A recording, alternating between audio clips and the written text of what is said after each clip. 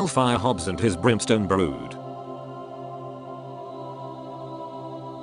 First season. JoBeth returns to her time and body, with her mind blown. Bruised and bloody, she steps out into the night and screams up at the moon, "I am JoBeth, of the Anunnaki."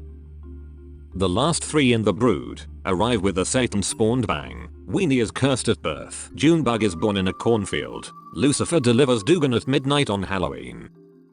Admiral Lucifer Sam Yazan is not really Satan. He's an Anunnaki lord with toxigenic amnesia. His own rare DNA creates mankind at the dawning of Earth. He learns to manipulate reality from Crimson when she seduces him in the Garden of Eden. Eons later, Lucifer and Crimson are dangerous overlords of a sinister domain in purgatory. Crimson has a face that can launch 1,000 ships, and a vajayjay that's literally a Venus flytrap. Crimson is bored with her unending life of luxury. All she really wants, and can't have, is Lucifer's baby.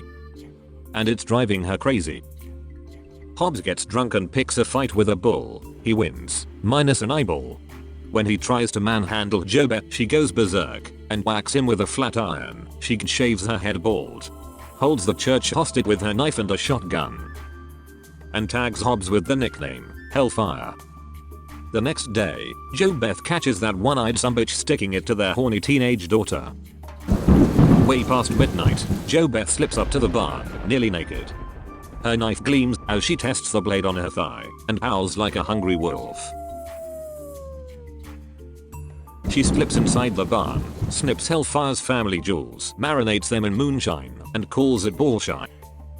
The next morning, Hobbs wakes up, ball-less, depressed, and crying the blues, decides it's his time to die, and he does.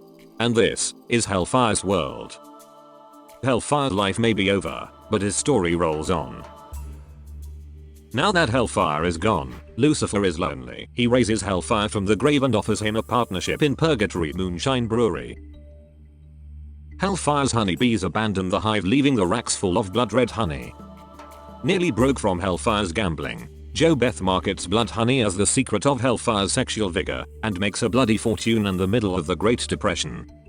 She mixes bullshine with blood honey and creates a transgender elixir she drinks. Until a pencil-thin mustache appears and her voice drops an octave, then she chugs even more. JoBeth male persona Joe Summerfield blazes into stardom as Sir Lady Half and Half at the notorious Club Blue Flame. Joe consorts with queers and ishi boys and smokes weed for the first time with Rainy Day, a 7-foot-tall drag queen. And she loves it. Jadine and JoBeth escape from a police raid at the club and make peace for the first time in 17 years. Once Hellfire's gone, the brood grow up overnight. Child stars go. Adult actors take their place. Outside, the brood look full grown. Inside, they are still children. Sunny Boy is a buffoon, a brute, and a bully with the gift of dumb luck.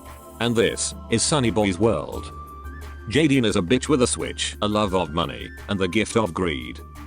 And this is Jadine's world. Justice and his dancing tallywhacker enchant the troops with his gift of charm. And this is Justice's world.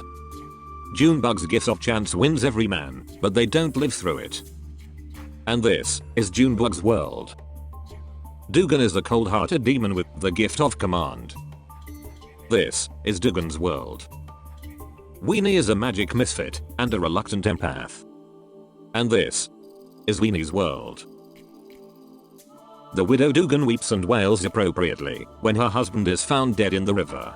The insurance check transforms Hickory's rickety Victorian into Gladys Ann's gaming house and bordello. The brood learn to manipulate their Satan-spawned gifts to exploit the rich and powerful in exotic locations like Paris, London, and Las Vegas. Justice joins up. He becomes famous for his dancing dick and orgasmic biscuits. He rescues a black boxer from the brig and turns him into his bodyguard, best friend, and conspirator. Jadine burns a small town of Syracuse to the ground when her black male victims try to gang rape her. Weenie attracts a boyfriend named Diddley Squat, who walks her home and refuses to leave. Dugan majors in forensic science at Auburn, hailed as High Priest of Satan by his fraternity, the Skullfuckers. He graduates years early, goes into politics, and wins the governor's daughter, Tulip. Jadine marries the man of her dreams, a billionaire. While everyone's at the church, Dugan steals Jadine's Siracusa blackmail stash, stacks it in his new hearse, and burns the homestead to the ground. Dugan doesn't look back as he drives away. Now that he's acquired the funding, he's focused on running for county coroner.